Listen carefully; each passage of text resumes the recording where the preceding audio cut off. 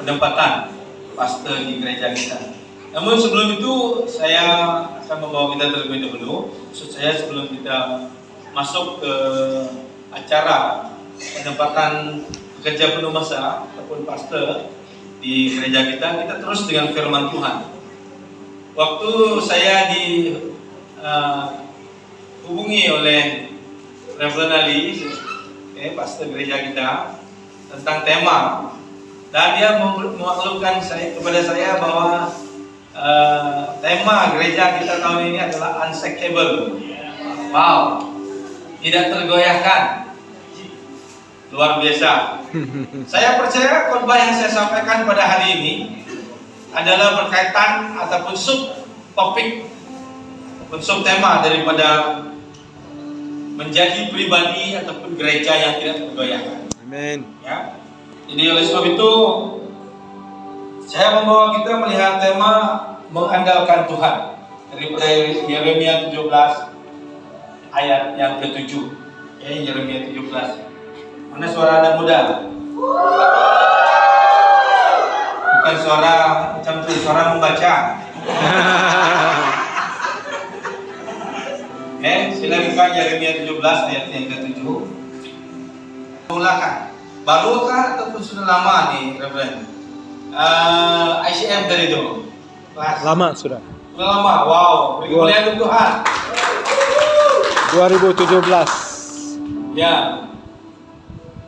Dalam 4-5 tahun kebelakangan ini Tuhan menyentuh saya untuk membawa gereja-gereja ataupun umat Tuhan, khususnya BM, kembali untuk menjadi jemaat yang mencintai firman. Saudara, kita tidak akan dapat berdiri teguh menghadapi tantangan zaman ini, apapun situasi yang akan kita hadapi dalam kehidupan kita, apabila kita tidak menjadi pribadi yang dikuasai, dipenuhi, dan mencintai firman. Amen. Kita akan goyah apabila firman Tuhan tidak sebati di dalam kehidupan kita.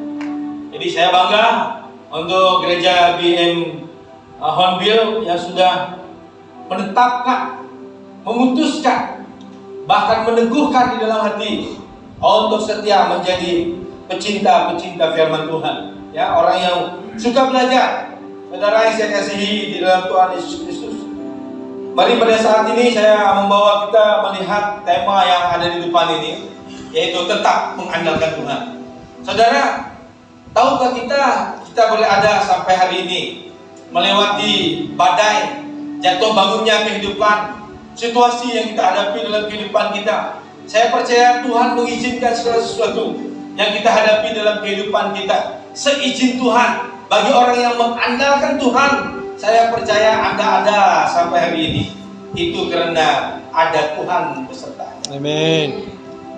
Anda ada sampai hari ini sebab Tuhan punya rencana untuk hidup Anda. Amin. Kita tidak kebetulan, saudara.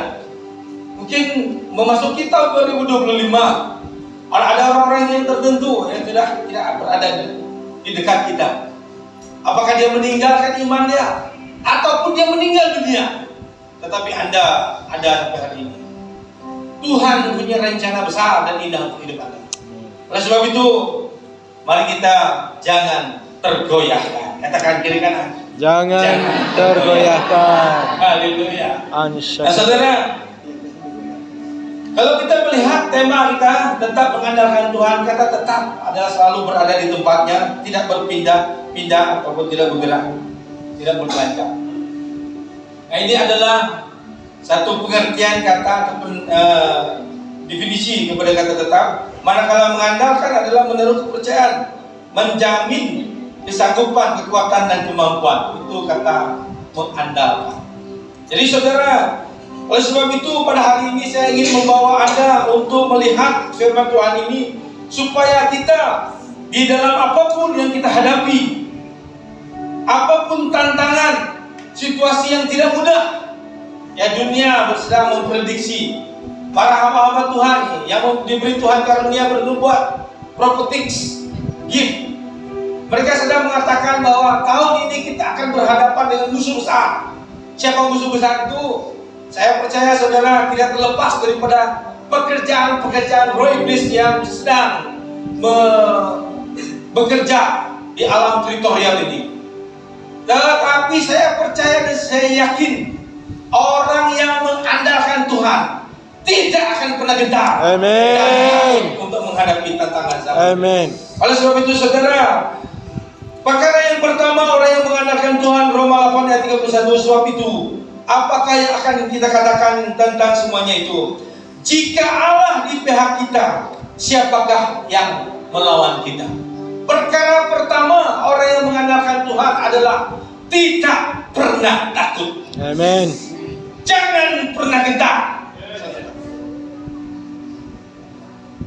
Orang yang takut adalah orang yang tidak memiliki keyakinan, kepercayaan, apalagi soal iman. Kenapa Anda harus takut?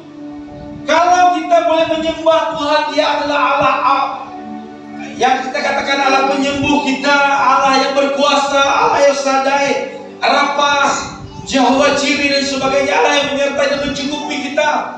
Kita yakini, kita ungkap itu melalui pujian kita. Tetapi pada saat kita menghadapi tantangan, pada saat kita menghadapi kemiskinan, apapun kemiskinan yang kita hadapi dalam kehidupan kita, apakah dengan kemiskinan itu kita harus hilang keyakinan kita, pengharapan kita, keberanian kita untuk menghadap Tuhan kita yang adalah sumber segala sesuatu? Kalau Anda boleh hilang pengharapan, Anda menjadi orang yang takut dengan situasi, berarti saya mau katakan pada pagi ini, Anda adalah orang yang belum mengalami dan mengenal siapa Tuhan Anda sesungguhnya. Jika Allah di pihak kita, siapa yang dapat melawan kita? Tidak ada. Amin. Amin. Saudara yang saya kasih, Allah kita adalah Allah yang hebat, dahsyat dan luar biasa. Oleh sebab itu, mari kita memasuki tahun 2025 ini dengan satu keyakinan, dengan satu keberanian bahwa kita memiliki Allah yang melampaui, beyond everything in our life, melampaui apapun yang ada di dalam kehidupan kita. Jangan pernah membatasi Tuhan dalam hidup kita. Saudara, kalau Anda masih ada keraguan untuk menjalani masalah ekonomi, masalah kesehatan, masalah keluarga, dan masalah-masalah lain di dalam kehidupan Anda, kalau Anda masih ada rasa kekhawatiran, saya curiga, siapakah Allah yang Anda sembah selama ini?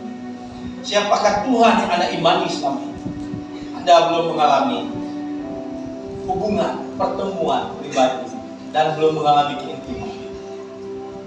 Kenapa saya boleh tidak percaya kepada Dia? Pasti karena saya belum mengenal Dia. Kenapa saya tidak boleh percaya Tuhan hadis? Pasti karena saya tidak tahu siapa Dia. Tetapi ketika saya kenal siapa Dia, saya boleh mempercayai Dia dalam banyak hal. Apalagi Allah kita, bukan ciptaan tetapi pencipta segala sesuatu, saudara. Amin. Dia berkuasa, Dia berdaulat. Katakan kiri kanan, jangan takut. Jangan takut. Haleluya. Jangan takut. Saudara, yang kedua, Tuhan akan meneguhkan dan menolong. Mazmur 37 ayat yang 23-24. Tuhan menetapkan langkah-langkah orang yang hidupnya berkenan kepadanya. Apabila ia jatuh, wah, menarik. Saya menitiskan air mata ketika kita menyembah Tuhan dengan satu penyembahan tadi. Tuhan tahu cerita hidup kita. Orang boleh terlepas pandang dengan siapa Anda. Orang boleh menganggap Anda tidak penting, bukan siapa-siapa dalam hidup ini. Tetapi Anda ada hari ini. Anda adalah orang yang berkenan di hadapan. Amin. Anda ada apa-apa untuk Tuhan. Yes. Tuhan punya rencana indah untuk hidup kita, saudara. Sebab itu Dia katakan Dia tak akan pernah membiarkan kakimu goyang. Wah, saudara, saya sempat menelepon Reverend tadi pagi. Reverend, saya tidak sehat begini. Saya tak boleh jalan. Saya nak kamu berdoa untuk saya. Sebelum saya menghubungi dia, saya sudah menghubungi pengurus daerah. Saya katakan saya akan tunda. Saya ada di sini pada pagi ini. Kamu hubungi Reverend Ali, saya hubungi Reverend Ali. Tapi saya katakan saya minta dia berdoa. Puji Tuhan, saudara, saya berdiri di hadapan Anda. Karena saya memiliki iman. Pada saat dia berdoa, sebelumnya saudara, saya tak boleh berangkat berdiri dari tempat tidur. Pagi ini peristiwa pagi ini. Saya tak boleh berdiri dan tak boleh berjalan ke toilet. Saya katakan Reverend berdoa untuk saya. Ketika dia berdoa, saudara, dengan keyakinan siapa Tuhan, iman yang tidak tergoyahkan, saya melangkah dan berdiri. Kamu boleh berdiri, saudara. Tuhan yang sama. Ibrani 13 ayat 8 tidak pernah berubah. Amen. Sekarang sampai selama-lamanya. Amen. Tuhan tahu cerita hidup kita, saudara. Dia mengenal langkah-langkah kita, saudara. Yes. Tahun lepas mama jatuh sakit. Sekarang masih berada dengan adik bungsu saya. Dia jatuh sakit, koma, stroke, pendarahan otak. Dokter katakan kepada abang saya MA, ada di hospital. Dia katakan, mama kamu harus menjalani pembedahan. Ditanya, untuk apa pembedahan? Untuk mengeluarkan darah. Apakah ada hal yang positif? Apakah ada kebaikan daripada menjalani pembedahan? Tidak akan mengubah apa-apa, cuma membuang darah yang beku dalam otak.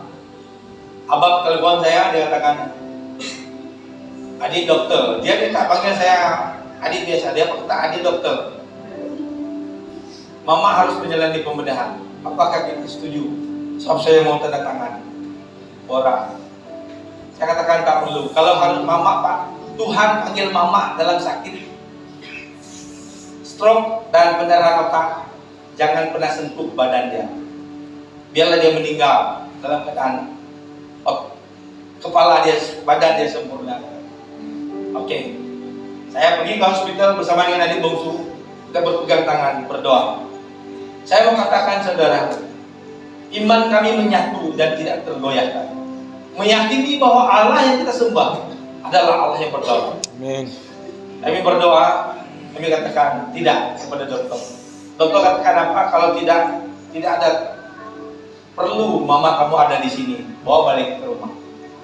Tetapi kalau ada apa-apa terjadi 3 hari, 4 hari selepas ini, kalau memang mama kamu meninggal, itu bukan urusan pihak hospital. Silakan tangan Pak. Saudara, saya mau katakan, mama hidup sampai hari ini. Wow. Jangan pernah meragui siapa Tuhan kita. Sebab orang yang mengandalkan Tuhan, Tuhan akan meneguh dan menolong dia, saudara. Walau sedetik pun, sebab waktu Tuhan bukan waktu kita. Saat Tuhan bertindak bukan berada di dalam kemampuan kita untuk menilai waktu Tuhan. Jangan pernah membatasi Tuhan, saudara, dengan akal kita. Tetapi pandanglah Allah kita itu dengan iman kita. Imanilah dia, karena dia adalah Allah kita, Tuhan kita yang transenden, yang tidak terjangkau dengan akal kemanusiaan kita. Saudara, dalam keadaan seburuk apapun perjalanan hidup kita yang Tuhan izinkan, yang Tuhan izinkan, kalau kita katakan kita percaya Tuhan, maka setiap langkah hidup kita, apa itu baik dan buruk, belajarlah untuk, saya ulangi, belajarlah untuk selalu bersyukur. Amen. Belajarlah untuk selalu bersyukur. Jangan pernah bersyukur. Orang yang tidak tergoyahkan, orang yang tidak akan pernah bersungut-sungut dengan apapun yang Tuhan izinkan. Kalau kita milik Tuhan, hidup kita sudah kita serahkan kepada Tuhan, maka perjalanan hidup kita akan mengalami penyertaan Tuhan. Amen. Baik atau buruk situasi yang kita hadapi, Tuhan selalu hadir di situ untuk kita. Amen. Saudara, dalam keadaan kita tidak ada apa-apa, dalam keadaan kita berada di poin yang paling rendah sekalipun, Tuhan justru ada di situ untuk melihat apakah engkau tetap tidak akan goyah dalam perjalanan hidup. Saudara yang saya kasihi, perkara yang ketiga, orang yang mengandalkan Tuhan adalah orang yang tidak pernah bimbang dalam hidupnya. Yakobus 1 ayat 6, hendaknya ia memintanya dalam iman dan sama sekali jangan bimbang, sebab orang yang bimbang sama dengan gelombang laut yang diombang-ambingkan kian kemari oleh angin. Saudara yang saya kasihi, cerita tadi dan cerita mama tadi dan cerita saya tadi membuktikan bahwa kebimbangan itu tidak akan dapat mengubah apa-apa. Tetapi keyakinan dan andalan kita kepada Tuhan akan menghadirkan mujizat dan keajaiban di dalam kehidupan kita. Haleluya. Amin. Saudara, kalau hari ini Anda berdoa tentang satu perkara, jangan sedikit pun terlintas, setitik pun dalam hati kita, betulkah Tuhan jawab doa saya? Anda sedang meragu siapa Tuhan Anda. Ketika Anda berdoa, beri kesempatan kepada Tuhan bertindak. Sekali lagi, bukan dalam waktu kita, tetapi dalam waktu Tuhan. Amin. Saudara, jangan goyah, jangan bimbang, sebab orang bimbang tidak akan dapat mengubah apa-apa. Tetapi pada saat Anda berada dalam situasi kebimbangan yang melampaui dengan apapun persoalan, saat itulah Anda cari teman untuk berdoa seperti Reverend Ali. Reverend, doakan saya. Kalau saya katakan kepada pengurus daerah, saya tunda. Tapi saya katakan kepada Reverend, doakan saya. Beri kemuliaan untuk Tuhan. Saya tahu hambanya Reverend Ali dipakai oleh Tuhan, punya karunia untuk menyembuhkan. Saya berdiri memuji Tuhan, menyembah Tuhan. Anak saya, terima kasih juga untuk anak saya Kelvinson. Berdiri dulu, angkat tangan dulu. Terpaksa jadi supir. Karena dia punya bapak tadi masuk ke kereta.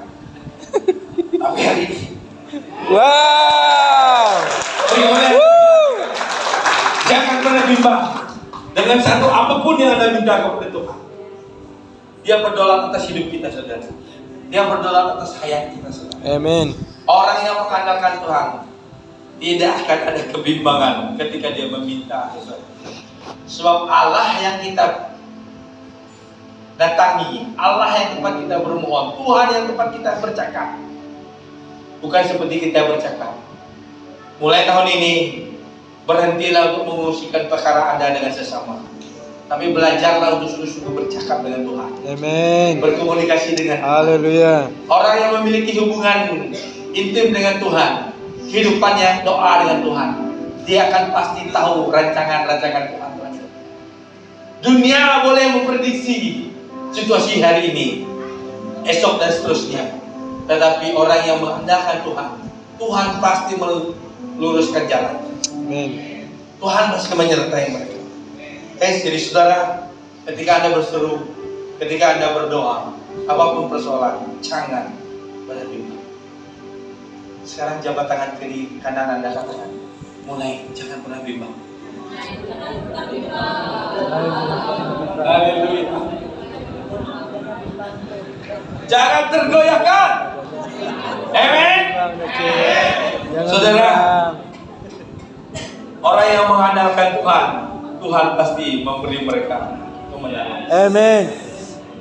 Dalam 1 Korintus 15 ayat 54-57. Dan sesudah yang dapat binasa ini mengenakan yang tidak dapat binasa, dan yang dapat mati ini mengenakan yang tidak dapat mati, maka akan genaplah firman Tuhan tertulis, maut telah ditelan dalam kemenangan. Saudara, ini adalah dasar iman. Saya sengaja mengutip teks ini, saudara, karena banyak di antara kita tidak mendasarkan imannya kepada peristiwa kematian dan kebangkitan yang memberi kita sebenarnya leluasa, kesempatan, keyakinan untuk berhadapan dengan Tuhan, untuk menjalani Kalau kematian saja dapat diselesaikan oleh Yesus Tuhan di atas kayu salib, saudara, maut telah ditundukkan di atas kayu salib, saudara. Apapun persoalan kita hari ini dapat Tuhan selesaikan. Amin. Amin. Amin.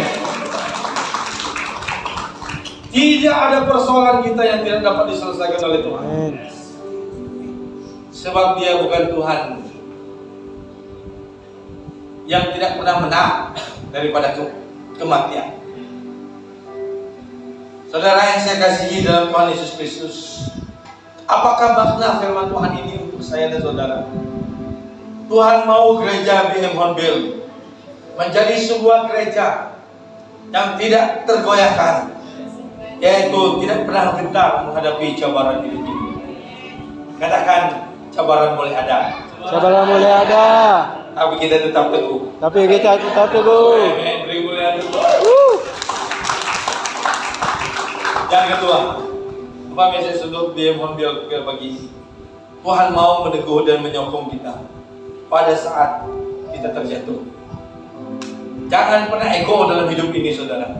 Siapapun kita, kalau Tuhan izinkan kita mengalami satu situasi di mana kita jatuh, jangan pernah meninggalkan Tuhan.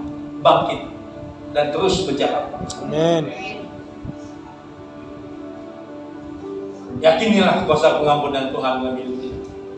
Dia Tuhan yang mau meneguhkan, menyokong kita pada saat kita jatuh. Saudara, Tuhan mau gereja BM Hornbill pada pagi ini agar kita memiliki keyakinan yang penuh di dalamnya. Hidup yang berpusat hanya pada Kristus. Amin. Jangan pernah mengandalkan siapa diri Anda, pengalaman Anda, keuangan Anda, apapun yang ada pada Anda. Semuanya itu adalah ciptaan di bawah ciptaan pencipta. Sebab itu jangan pernah mengandalkan diri Anda, tetapi mulai hari ini belajarlah meyakini sepenuhnya Dia di dalam kehidupan. Dan yang terakhir, Tuhan ingin memberi kita kemenangan. Katakan, Tuhan ingin memberi kita kemenangan. Tuhan ingin memberikan kita kemenangan. Mari kita tim present worship, kita berdiri. Kita mau nyanyi tentang cerita hidup tadi itu, menarik penyembahan ini.